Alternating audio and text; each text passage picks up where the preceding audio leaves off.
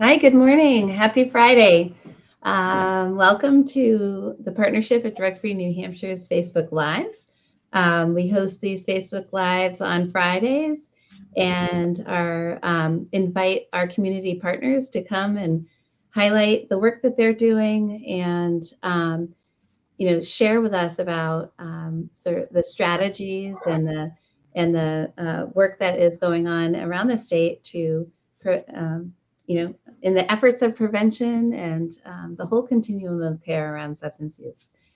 So I'm excited today to have Michelle Lennon, the Executive Director of Archways, and I'm going to get right into it. And I'm going to have her introduce herself. Michelle, welcome and thanks for being with us. Thanks for having me. I am Michelle Lennon. I work for Archways. I've been the executive director here since its foundation. We actually started in a church basement, a group of concerned community members, I would say, that were really interested in kind of improving life for people in our community that were affected by poverty and addiction. So from our roots, I would say we were very much into prevention, prevention work, knowing that, with opportunity, resources, the right climate, building competent culture to really understand how hard life can be for people, that we really had a shot of making things better for many people in our community, because we could kind of see where there were gaps, inequities, things that really impacted people that were not their own doing, and try to make a difference in that. So we were founded officially as a New Hampshire nonprofit in 2015. We incorporated and later got our 501c3 and moved out of the basement of a church into a storefront. And then eventually our main office is still in Tilton at what used to be an old post office. And then, we were seeing so many people from Franklin outgrew the space. We ended up opening another center, Family Resource Center in Franklin.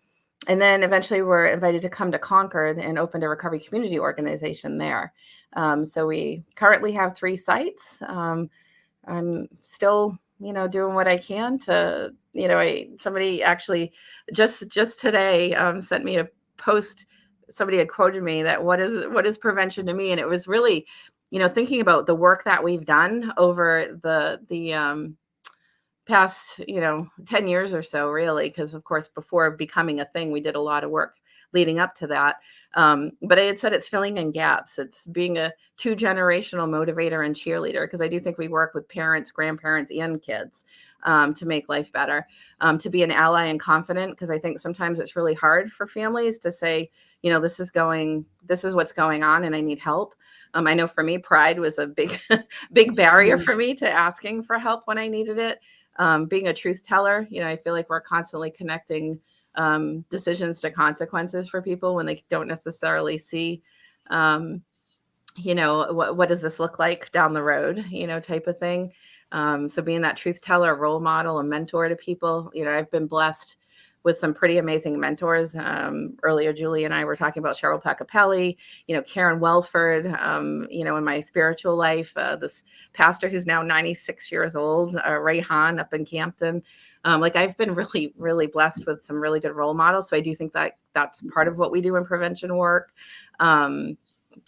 Just being a resource broker, an advocate, a community organizer, a lifestyle consultant, a friend, a boss, a trainer, a teacher, a facilitator.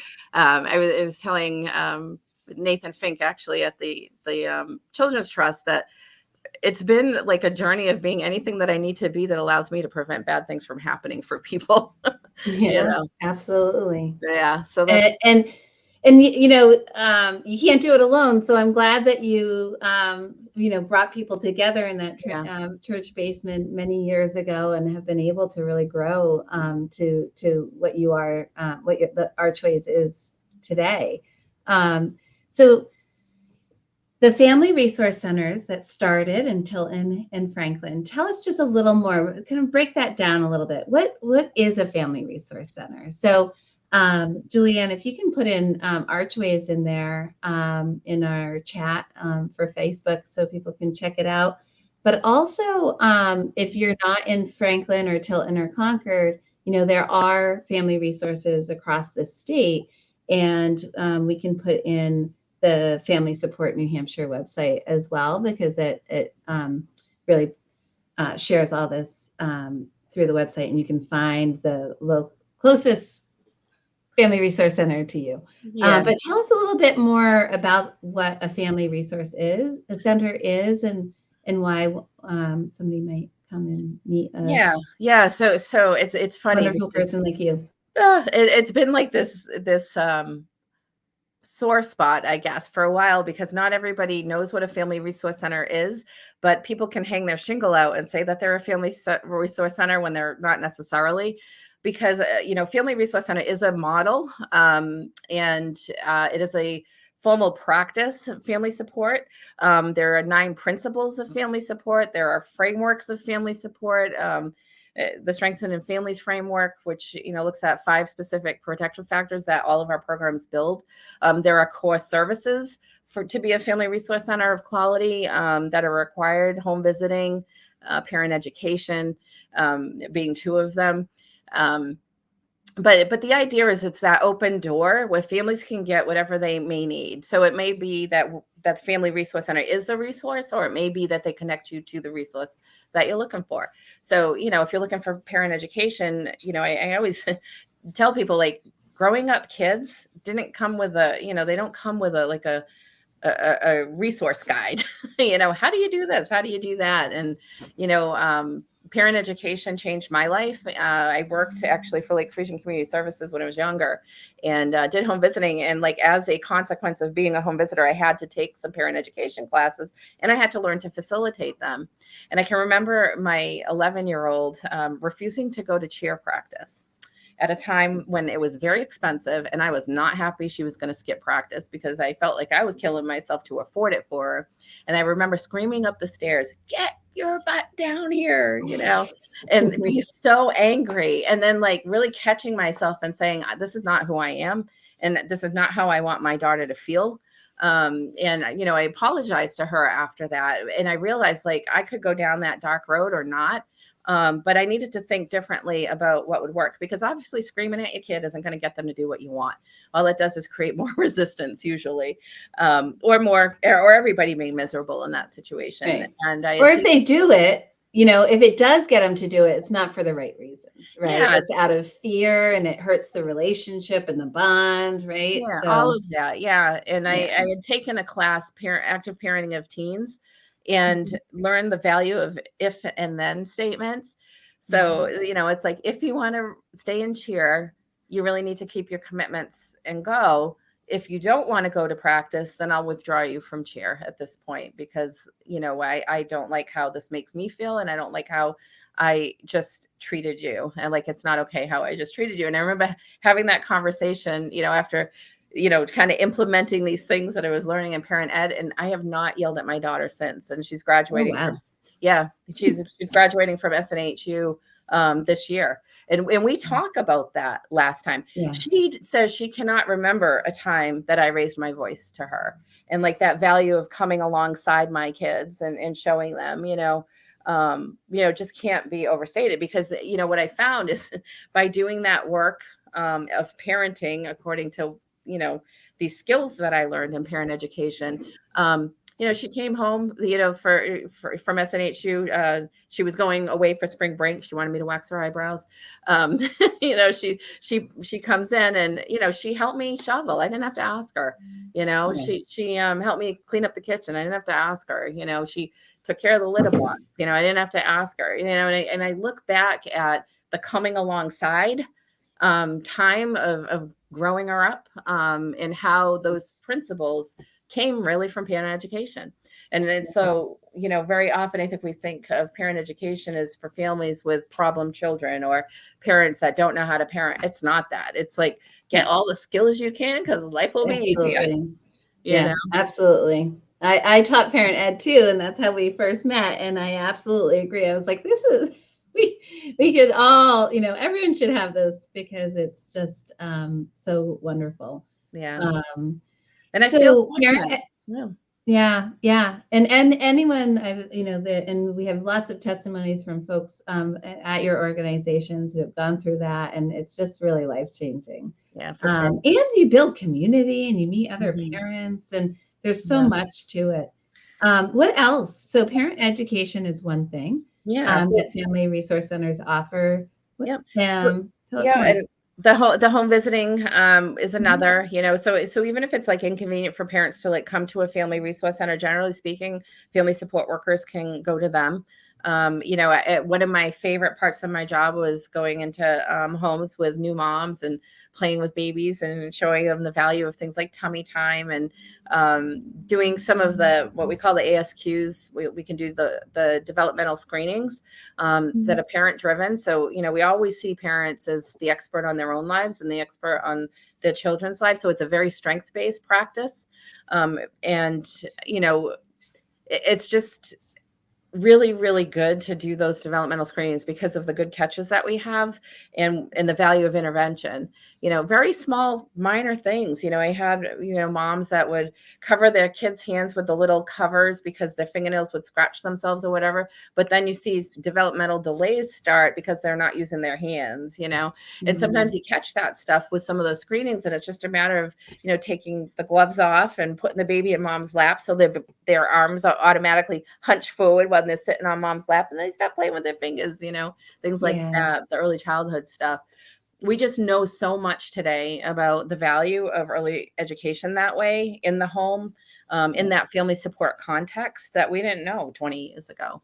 Absolutely. So it's so valuable. Yeah, so valuable. But parent ed, home visiting. Yeah, I was going to say, and then after that, a lot of the resources are really community based. Like most family resource centers and peer recovery organizations too, for that matter, because we have integrated supports there.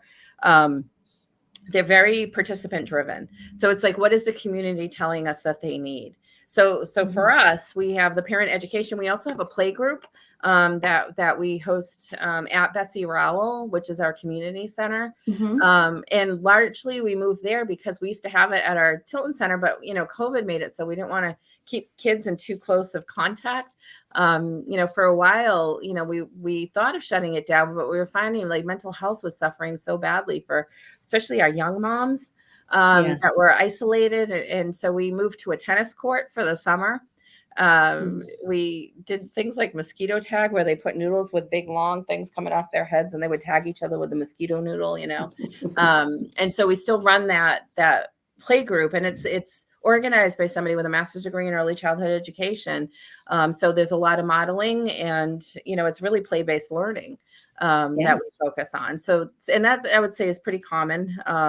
Parent cafes is another thing that we do for parents. Very often we provide childcare for those things. So the cafes are like guided conversations that are all driven by what we call positive generative questions. So it always leads the conversation to a positive place. So, it's like, instead of asking how you are, it might be the question, so what makes your spirit sing today? Things like that. So you always leave feeling lifted up, and the conversation generally has to do with those protective factors I mentioned earlier. Almost all family resource centers should be doing developmental screenings. I mentioned ASQs. That's probably the most popular screening tool that family resource centers use. And it's really been a state kind of strategic initiative to have more developmental screening, because we know, the earlier things are caught, the earlier interventions get in, the less impact it can be, on kids as they enter kindergarten. They're more ready. And generally kids that are ready for kindergarten stay on track with their schooling. If they're not ready for kindergarten, they tend to stay behind. So we really love to get those interventions in early. So that's Can I ask about that? So would that be different than a well child village? I mean, is it more intense than maybe what you would talk to your pediatrician about? It is, in the sense that some pediatricians do the ASQs. I know one of the providers here in Franklin does, but not all of them do. And sometimes you don't have the follow-up that you would have with a home visitor that's in your home weekly or monthly, doing that work. Because generally speaking, your well child visits, they kind of peter out to annually pretty quick, after the first year of life. So, just thinking about that, it's another benefit of having a home visitor for somebody with, generally speaking, 0 to 3. And even like for us, and I know some of the other family resource centers, it doesn't matter like if you qualify financially, you know, some of them you have to be on Medicaid if they're state funded home visiting programs, but there are many centers that have home visiting programs that don't matter like what your income level is or any of that. So it's worth checking out the local family resource center to see what's available, you know, for sure. Okay.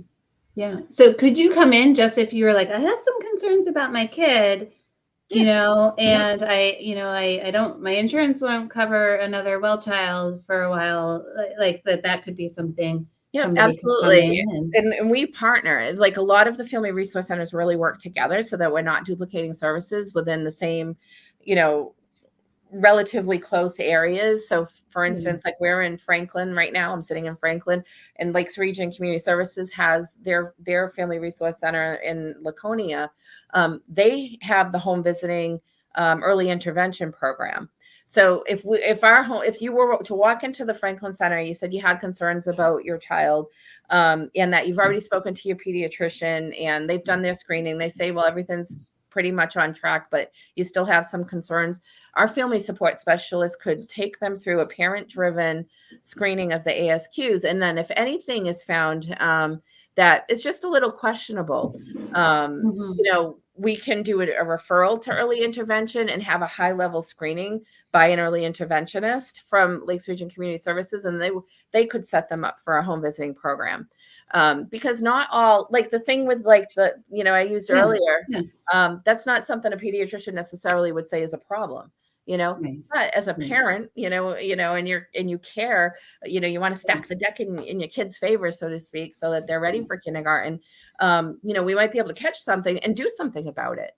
You know, I think another common one that I used to see is people using those jump up things and their hips being affected, or they're tiptoeing because they're not adjusted to the right height. And so all of a sudden they're having issues with tendon growth.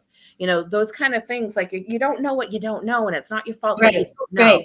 You know? Right. And you know, I remember going to Well Childs and you know, do you have any concerns? I'm like, I don't know what to be concerned about, right? Like I don't know. Nothing's you know, but I don't know what's normal, you know, or I don't know what's not. And, you know, of course we don't want to over analyze and compare to other kids, but there's like knowledgeable stuff up on Google.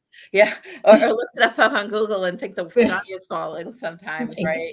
But being around knowledgeable people who know what the realm of, you know, the breadth of normal is an opportunity for reassurance. And that in the home visiting, you know, a home visit, you know, through the family resource centers, they are evidence-based curriculums that we use for infants to, you know, to age 5, some of them, you know, this Watch Me Grow, there's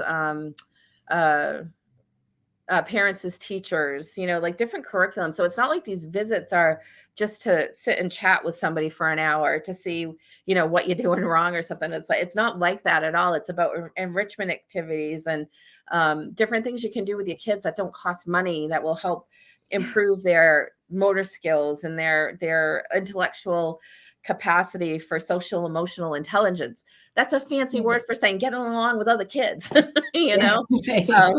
And you as a parent. Absolutely. And you know, and I always go back to, you know, some very basic things that were so important to me, you know, like understanding that all behavior is communication.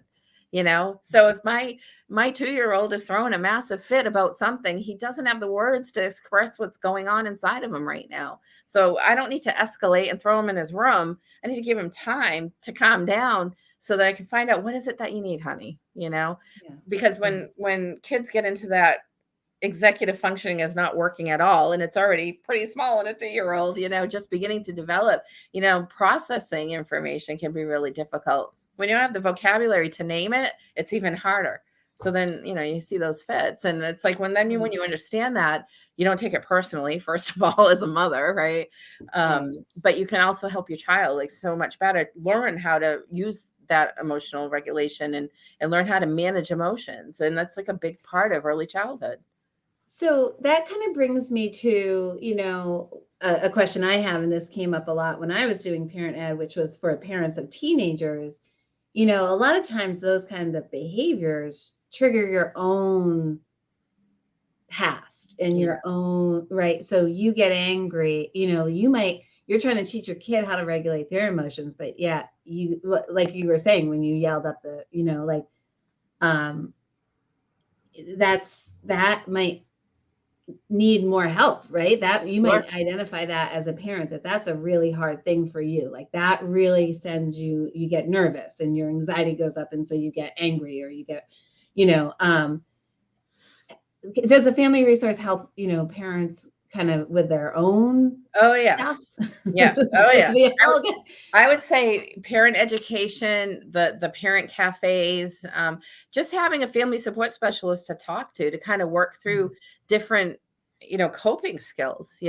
I mean, I still rely on that stuff today. My kids are in their 20s, and absolutely. I was experiencing some frustration, that I just had somebody come in and clean on Sunday, and I come home and there's dishes on the counter, there's ice left in the thing and on the floor, and breadcrumbs where they cut some bread and just left it. And I said down the stairs, you need to come up here now. You need to clean up your ice. You need to clean up the counter. You need to put your dishes away now. And because I was bending over to pick up the ice with my computer in my hand. I just come in the door from work. I'm like, why am I picking up after this 22-year-old right now? And but I knew enough to just go upstairs and not confront him at that moment because I was so angry. Right. Yes. We can go upstairs when they're 23, but we can't go upstairs and leave a 2-year-old alone. Right. So I think, it's even more, it's helpful to have those, that community. And that one of the other things I learned, through was that the best thing that the parents always said was it was the community. Yeah. It was meeting other parents, hearing that they weren't alone with these struggles. And then that just, and out of that isolation, I think about how isolated I felt when I was a new mom. And I just know that's such a big piece of it. You're just, it can be so isolating. Yeah. And that is one of the 5 protective factors that Family Resource Centers focuses on is healthy social connection. Because, it can be mommy and me. It can be just providing resources to like a mommy and me library hour somewhere, or, we have kinship navigation programming. So we actually have a support group, really is what it is. But it is that it's like healthy social connection for kinship caregivers who have adult children or adult family members that are incarcerated and they're raising somebody else's children, basically. Very often they're grandchildren. And you think about how stigma affects those families. First, you've got sometimes an adult child of your own that's affected by addiction, which is, pretty stigmatizing both for the parent who raised them and for the individual themselves and for the children, right? Yeah. So they go through a lot, emotionally, and sometimes, different things happen. Like some grandparents can be very proud of their children for, working to sustain recovery, but they're too stressed to manage, raising their kids. So grandma and grandpa still have them, or, there can be resentment that people are, raising their kids at a time in their life that it should be done, so to speak. Sure. Or there can be so much love, but then, you get kids with problem behaviors, the level of stress in those homes can be really tough. And so, the goals of the kinship navigation program, they do a lot of stuff. They stay up to date on information on legal issues of guardianship, benefits, different resources, which you don't think about unless you're suddenly thrust into that situation. That emotional support is a big part of some of those groups. Like I know we're going to be starting a pasta group, which is parenting the second time around. So that there's some connection there for people, but also just the basic resources. I mean, you think about how heating bills have gone up, electric rates have doubled in New Hampshire, and then, a lot of times these relationships are very informal. So it's not like suddenly the state's paying a grandmother to be a foster parent, so they don't have those resources. And all of a sudden, they find themselves getting behind. And another kind of result of this, we have a lot of our older population in subsidized housing. Well, they lose their subsidies, if they have their grandchildren for more than a certain amount of days in a lot of the housing complexes around here. If they're in low income housing, you can only have guests for so long. We were talking to somebody in the state about this, that like this is another problem that people don't see, unless they're working with these families, Right. So So for Kinship Navigator, it helps find resources to support. So not only the pastor, right, the parenting, it's also a connection to other resources to help with heating, electricity, food, other financial supports, perhaps to help raise these young people, because kids are expensive. They grow out of their shoes and their clothes and all of that. Yeah, and I would say the Family Resource Centers are pretty adept in finding funding for special things like that. We've been, very blessed with some funding for what we call concrete needs like that. Somebody needs boots for something, or they want to do the ski program but can't afford the registration fees, or they want to go to camp this summer but it's out of reach, those kind of things. And Family Resource Centers generally can help with that stuff. We have what we call trestle funds from the children's, our facilitating organization for Family Resource Centers.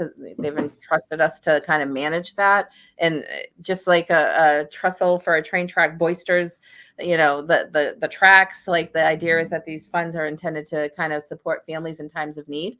That's another protective factor that we look at, concrete resources in times of need.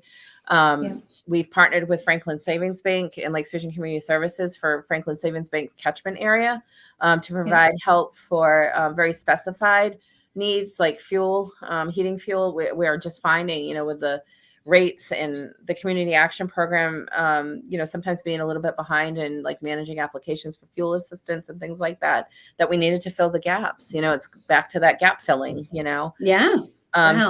to be able to help with some of that. And, there's limits on every fund out there, and there's smaller ones too. Like, I know like the Laconia, Belknap County has like the Neighbors in Need people, folks, the children's auction that just, awarded so many different awards. They do fundraising. I think they raised over $700,000 this year, providing to different community members that work with children.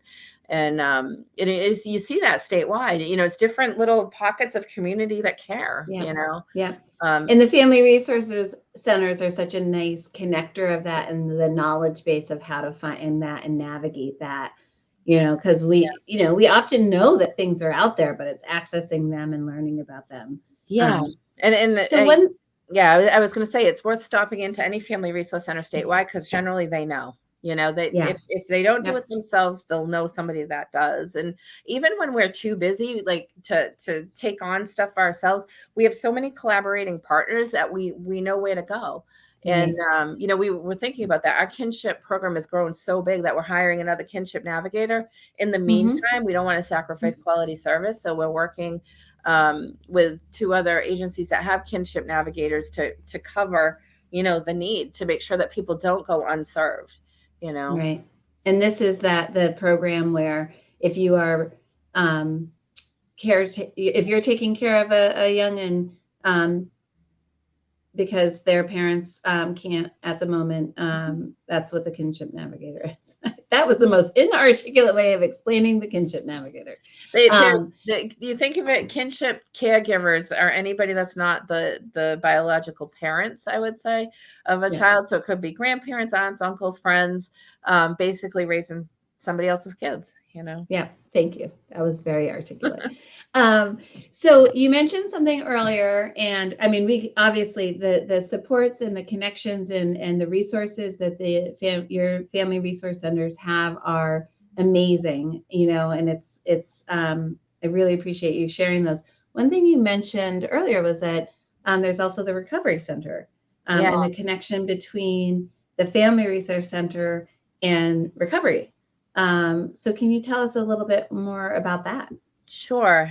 So a number of things came out of our foundations, right? So coming from the basement of the church, we had a food pantry at the church. And what we were seeing was a lot of people that just needed a little bit of help to get on their feet. And they could kind of get out of that cycle of being stuck in poverty. One of the things that we were seeing was a lot of families affected by substance use, problematic substance use. and it was one of those things where people didn't really talk about it. There's so much shame and stigma around the disease of addiction. But my family has lived with this. But for whatever reason, like the shame and stigma, it doesn't hit me the same way. And I'm not sure why, other than maybe it's my education and family support work.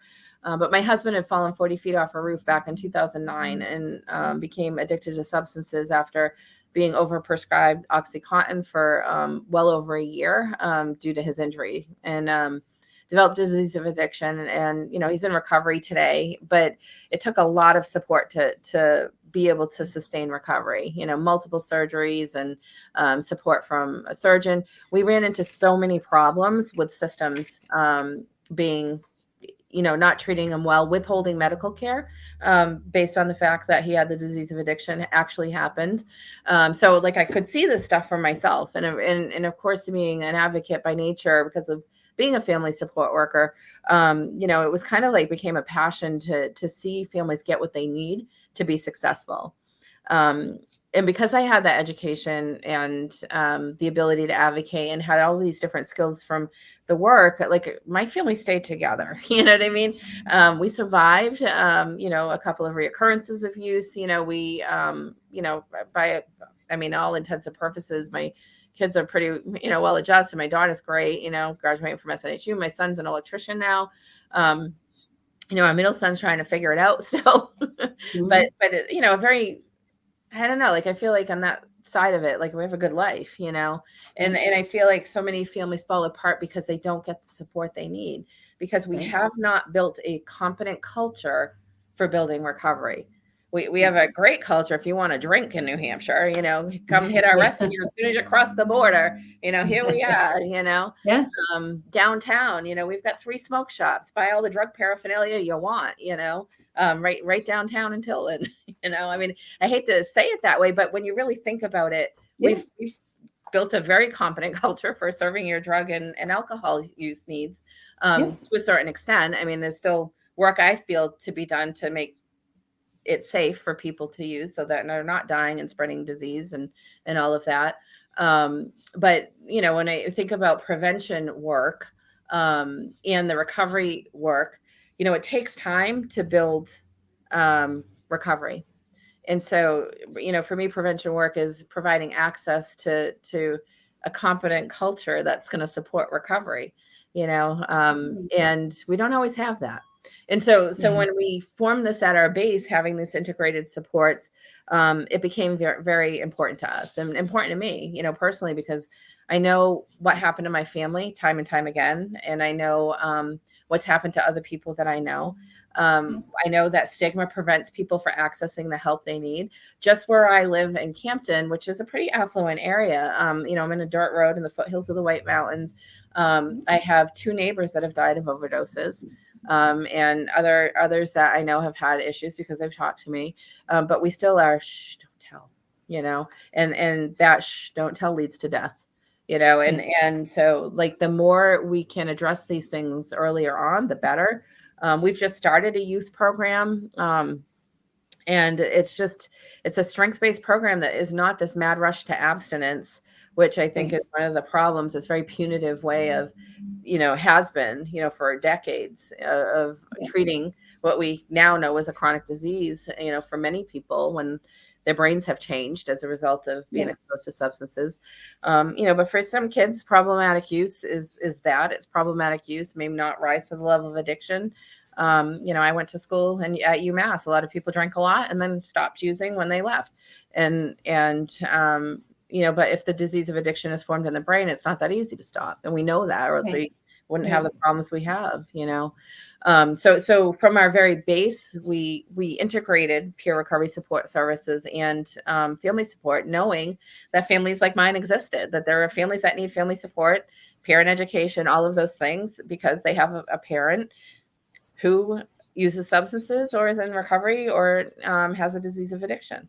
And so if addiction health falls apart, everything falls apart. It's what we came to see in our experience. So we felt like the need to have both in some families was very important.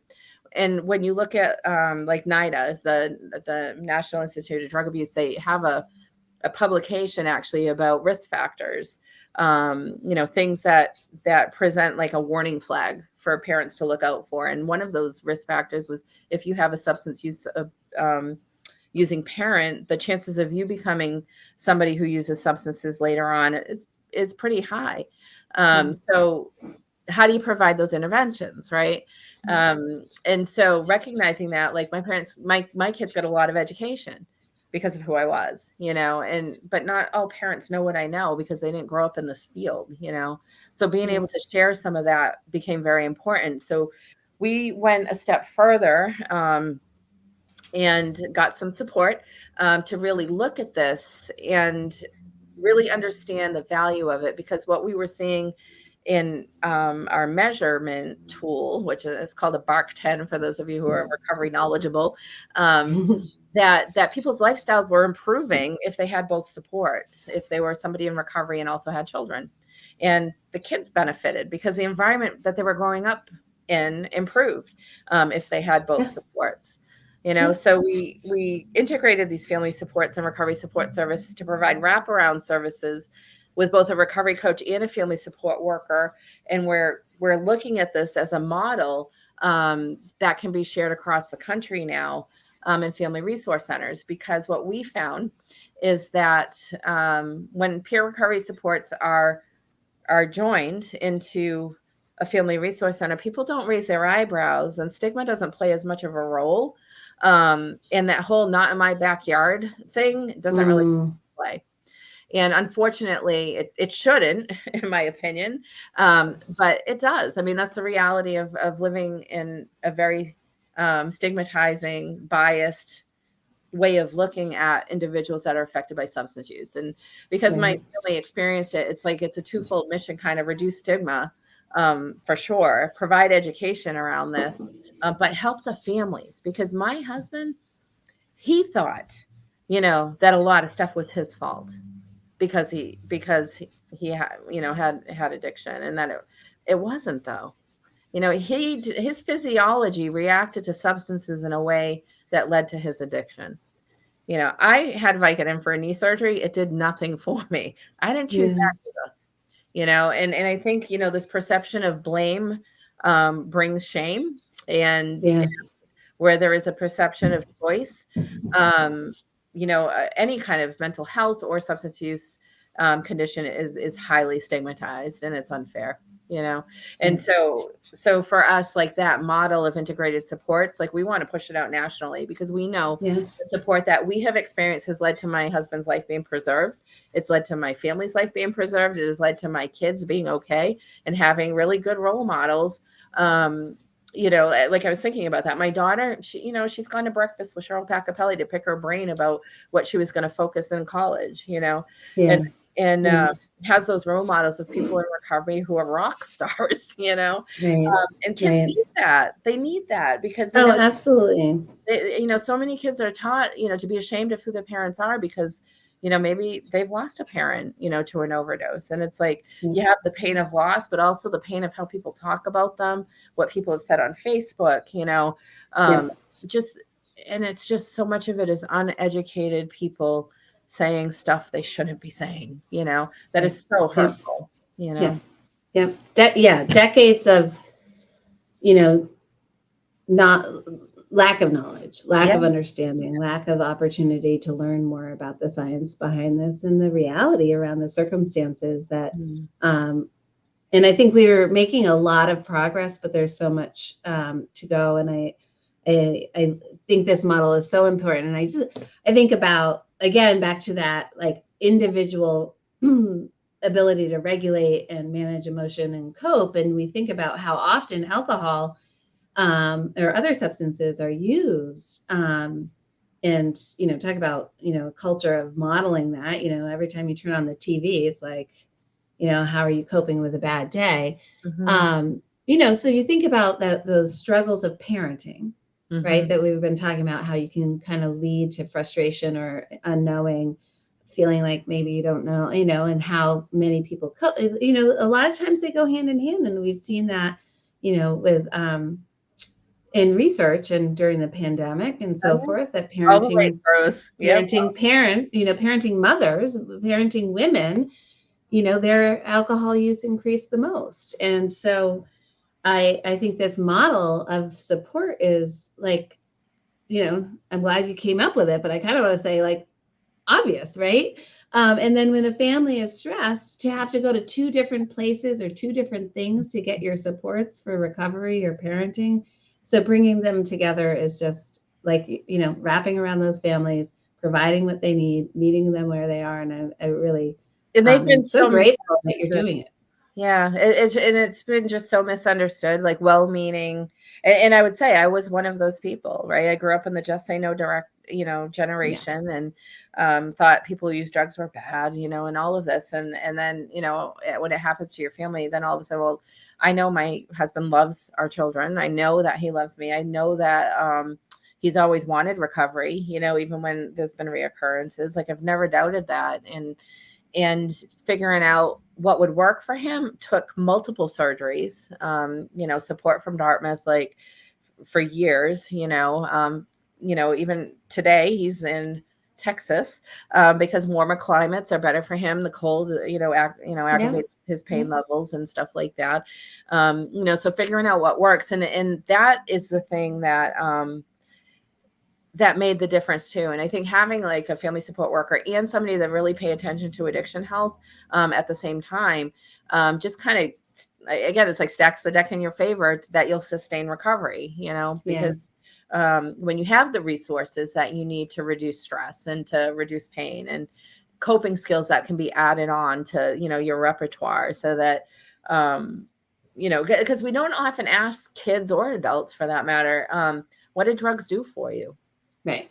Because when we take away the drugs and the alcohol, what's going to be there to fulfill that need that was filling, and we don't ask that question sometimes, because we never ask that for young people, because we just say you're not supposed to do it, and we rarely ask that. And that's a whole nother topic. I really want to hear about your youth program, because I think it's an incredible opportunity. There's such you're in trouble, a whole nother topic for another day, Michelle. I'll have you on again.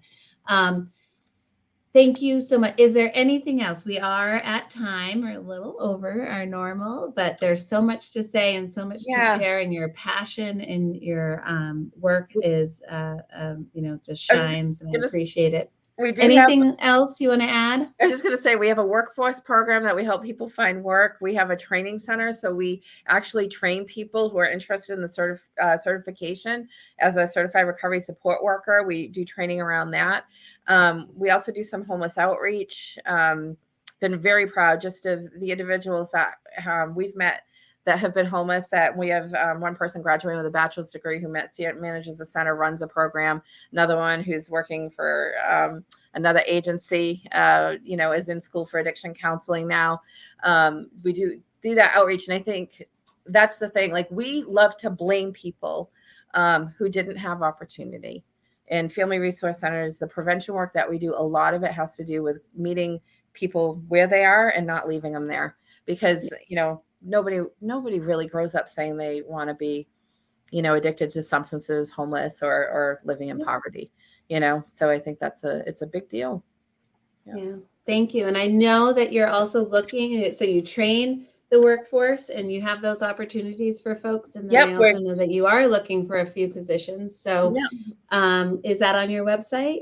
It is not, but we are looking for a family support manager right now. We're also looking for a comptroller to help with running our finances as we're growing. And we're also looking right now for a family support specialist / kinship caregiver, because as I mentioned, we are at capacity right now with our kinship program.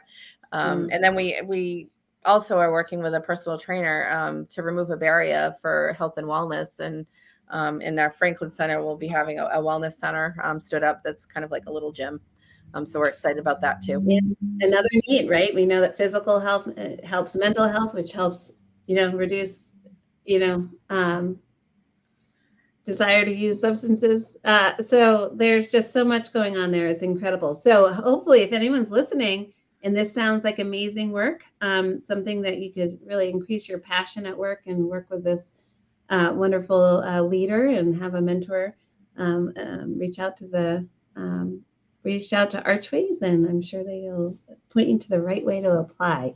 But for anyone else who's listening, we hope that if you have any needs or somebody who might benefit from these many, many, many opportunities just to get a little extra support, that we will hope that you'll reach out to either, if you're in the Franklin, Tilton, Concord area, to Archways, or if you're anywhere else around the state, we put the link into the other family resource centers. And lastly, I know that family resources centers kind of focus on those younger years. Most of them, there are some opportunities for parents of other ages, but check out the partnership at Drug Free New Hampshire if you are, a parent of older kiddos, teens, and so forth. We have a lot of resources and organizations that support that developmental age as well. So, Michelle, I can't thank you enough for your time. I hope you enjoy this sunny, beautiful Friday, and hope everyone else does too. Thank you, Julie. Thank you.